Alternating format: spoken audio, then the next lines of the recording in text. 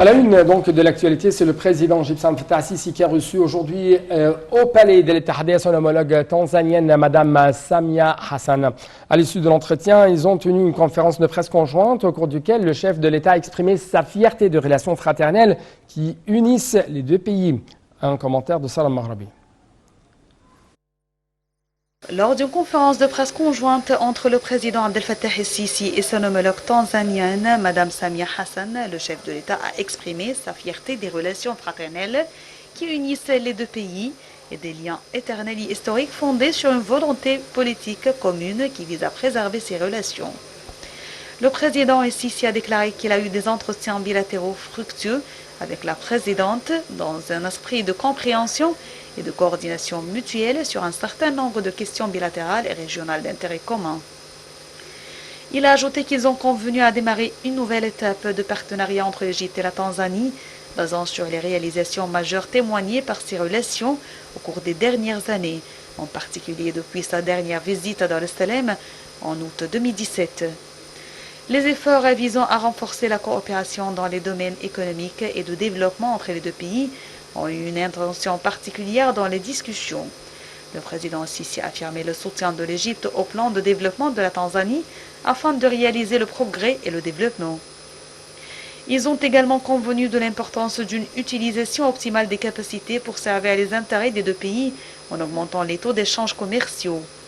Le chef de l'État a également souligné le plein soutien à la mise en œuvre du projet de construction du barrage Julius afin qu'il devienne un modèle pionnier et un symbole de coopération et d'amitié entre l'Égypte et la Tanzanie et tous les pays africains. Ce projet représente aussi un modèle de soutien égyptien aux droits des pays du bassin du Nil afin de parvenir à une utilisation optimale de leurs ressources en eau d'une manière qui n'affecte pas négativement les droits et les capacités des autres pays. Ils ont également échangé les points de vue sur un certain nombre de problèmes régionaux et internationaux d'actualité d'intérêt commun en examinant les développements liés au dossier du barrage éthiopien de la Renaissance en tant que problème affectant la vie de millions d'Égyptiens.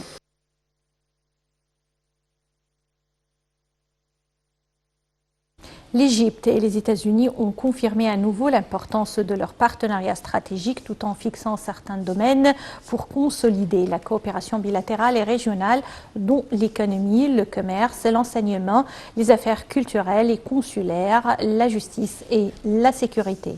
Cette déclaration a eu lieu lors du communiqué conjoint du dialogue stratégique égypto-américain présidé par le secrétaire d'État américain Anthony Blinken et le ministre des Affaires étrangères Sameh Shoukry les 8 et 9 novembre courant à Washington.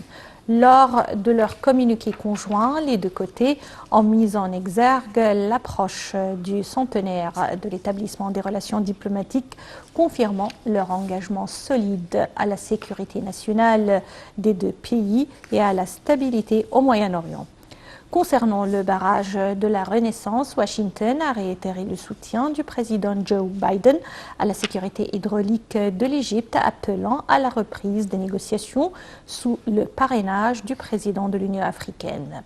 Toujours à Washington, le ministre des Affaires étrangères Sameh Shoukry s'est entretenu avec un nombre de représentants du Congrès juif américain et l'entretien a porté sur les relations stratégiques avec les États-Unis, la vision de l'Égypte sur les questions régionaux, en plus des efforts inlassables de l'Égypte pour réaliser la paix dans la région. En outre, M. Shoukry s'est entretenu avec les représentants de la Chambre du commerce américaine sur les relations économiques et commerciales entre le Caire et Washington et les moyens d'augmenter les investissements.